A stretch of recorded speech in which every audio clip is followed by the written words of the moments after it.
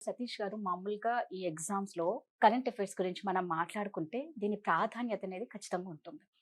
So, ప్రతి student ఈ current అఫైర్స్‌ని ఎలా ప్రిపేర్ అవ్వాలి? మేడం మంచి ప్రశ్న. ఎందుకు అనంటే, మీరు ఇండియాలో ఏ కాంపిటీటివ్ ఎగ్జామ్ తీసుకున్నా, కరెంట్ అఫైర్స్ లేని కాంపిటీటివ్ ఎగ్జామ్ ఉండదు. Current affairs is utmost important in any competitive exam in the country. మీరు యూపీఎస్‌సి నుంచి హ్మ్. ఈ VRA, VRO, panchayat secretary exams తీసుకున్నా కూడా గ్రూప్ 1, గ్రూప్ 2 అన్ని ఎగ్జామ్స్‌లలో కరెంట్ అఫైర్స్ అనేది ఉంటుంది.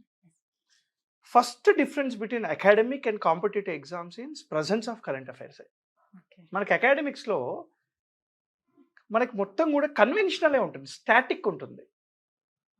రాష్ట్రపతి అనే వ్యక్తిని హ్మ్. ఎలా ఎన్నుకోబడతాడు? రాష్ట్రపతి ఎలా ఎన్నుకోబడతారు? అనేది స్టాటిక్.